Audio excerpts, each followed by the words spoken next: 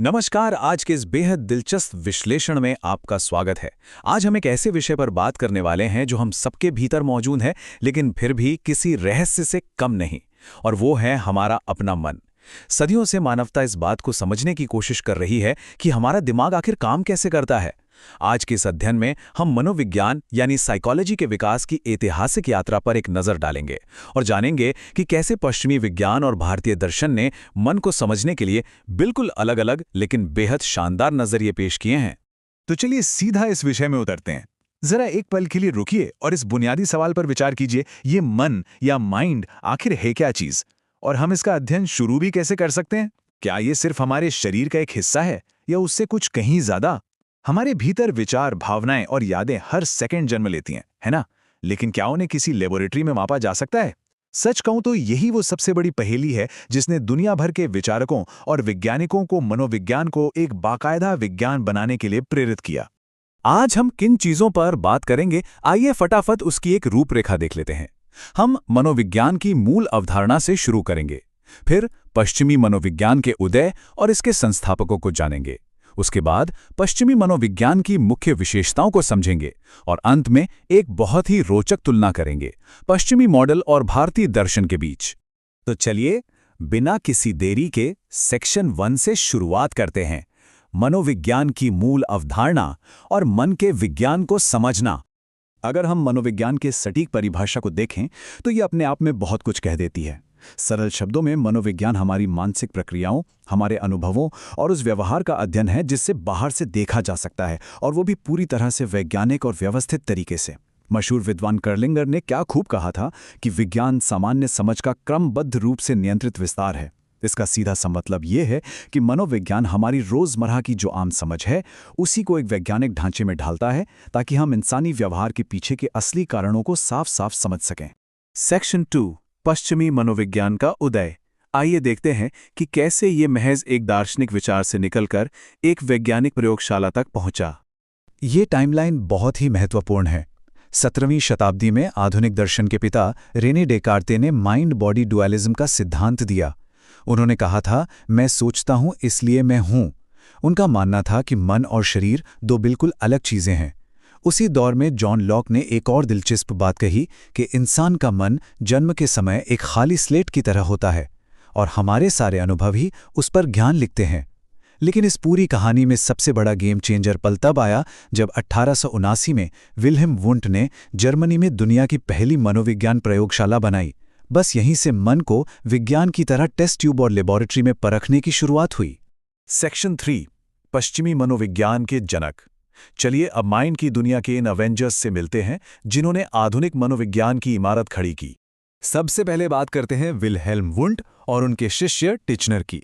इन्होंने संरचनावाद यानी स्ट्रक्चरलिज्म की नींव रखी। वुंट का नजरिया बिल्कुल एक इंजीनियर जैसा था। उनका मानना था कि मन एक बहुत ही जटिल संरचना है जिसे एक विशाल पजल की तरह छोटे छोटे टुकड़ों में तोड़कर समझा जा सकता है। इसके लिए उन्होंने अंतर्दर्शन या इंट्रोस्पेक्शन का तरीका अपनाया, जहां इंसान खुद अपनी चेतना और संवेदनाओं के अंदर झांककर उनके मूल तत्वों का विश्लेषण करता है। लेकिन कमाल की बात यह है कि वुंट के इस तरीके से हर कोई सहमत नहीं था। यहां एंट्री होती है विलियम जेम्स की, जिन्होंने प्रकार्यवाद यानी फंक्शनलिज्म शुरू किया। जेम्स को इस बात से कोई खास मतलब नहीं था कि मन किन हिस्सों से बना है। वो तो ये जानना चाहते थे कि मन काम क्या करता है। उनका पूरा फोकस इस बात पर था कि हमारा दिमाग और हमारा व्यवहार हमें अपने आसपास के माहौल में ढलने या अडैप्ट करने में किस तरह मदद करता है। और फिर मनोविज्ञान की दुनिया में एक बहुत ही रैडिकल बदलाव आया, व्यवहारवाद या बिहेवियरिज्म। इसके जनक थे जेबी वॉटसन। वॉटसन ने तो आंतरिक चेतना को सिरे से ही नकार दिया। उनका तर्क था कि भाई, जिस चीज को हम अपनी आंखों से देख ही नहीं सकते उस पर कोई विज्ञान कैसे टिक सकता है। इसलिए उन्होंने अपना 100% ध्यान सिर्फ बाहरी व्यवहार पर लगाया जिसे मापा जा सके, यानी स्टिमुलस और रिस्पॉन्स। उनकी इस कट्टर सोच के कारण ही इसे अक्सर मन रहित मनोविज्ञान भी कहा गया। इसके बाद आते हैं सिगमंड फ्रॉइड, शायद मनोविज्ञान का सबसे चर्चित नाम। फ्रॉइड ने मनोविश्लेषणवाद या साइको एनालिसिस दिया। उन्होंने मन को पानी में तैरते एक विशाल आइसबर्ग की तरह समझाया। उनका कहना था कि जो थोड़ा सा हिस्सा हमें ऊपर दिखता है वो बस हमारा चेतन मन है, लेकिन जो विशाल हिस्सा पानी के नीचे छिपा है, हमारा अचेतन मन, वही असली बॉस है। हमारी सारी दबी हुई इच्छाएं और उलझनें वही रहती हैं। उन्होंने इस मन को इड, ईगो और सुपर ईगो में बांटा, जो आपस में हमेशा लड़ते समझौता करते रहते हैं। सेक्शन 4, पश्चिमी मनोविज्ञान की मुख्य विशेषताएं। इन दिग्गजों को जानने के बाद आइए देखते हैं कि इस पूरे पश्चिमी सिस्टम का निचोड़ क्या है। अगर हम पश्चिमी मनोविज्ञान को एक शब्द में बयां करें तो वो होगा ऑब्जेक्टिव। ये पूरी तरह से प्रयोगों, ठोस डेटा और लैबोरेटरी पर टिका है। इसमें जो दिखता है उसी पर ज्यादा बात होती है, यानी हमारा व्यवहार। ये हमारे मन को बहुत ही स्पष्ट और अलग अलग खानों में बांट देता है, जैसे कॉन्शियस, सबकॉन्शियस और अनकॉन्शियस। कुल मिलाकर पश्चिमी नजरिया मन को एक मशीन की तरह खोलकर और उसके पुर्जों को वैज्ञानिक तरीके से समझने में एकदम माहिर है। सेक्शन 5, भारतीय बनाम पश्चिमी दर्शन।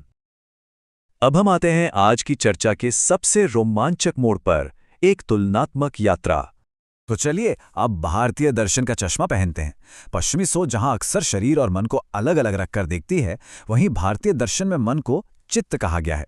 ये कोई मशीन का पुर्जा नहीं है, बल्कि एक होलिस्टिक या समग्र इकाई है, जो 3 मूल गुणों सत, रज और तम से मिलकर बनी है। भारतीय नजरिया इसे एक ऐसे अखंड रूप में देखता है जहां हमारे विचार, भावनाएं और आत्मा का प्रकाश सब एक साथ एक सुर में काम करते हैं। इस चित्त को गहराई से समझने के लिए भारतीय ग्रंथों में चेतना के 4 स्तर बताए गए हैं। जरा इन्हें ध्यान से सुनिएगा।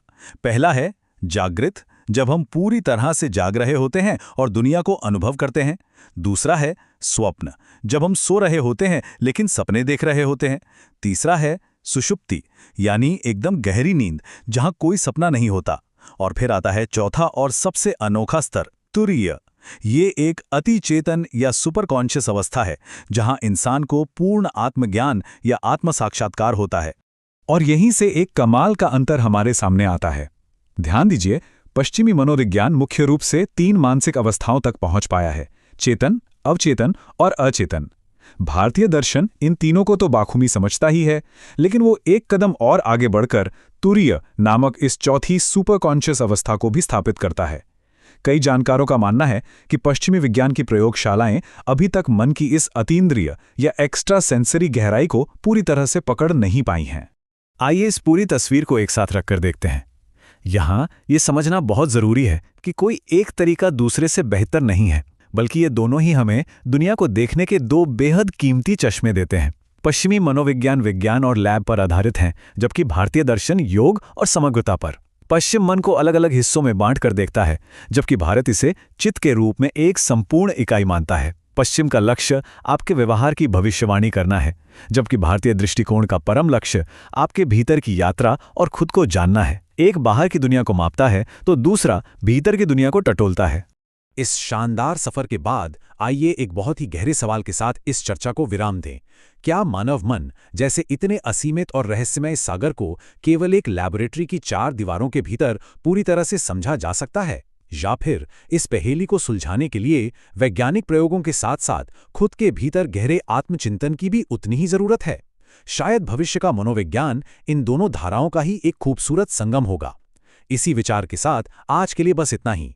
उम्मीद है इस विश्लेषण ने आपको सोचने पर मजबूर जरूर किया होगा।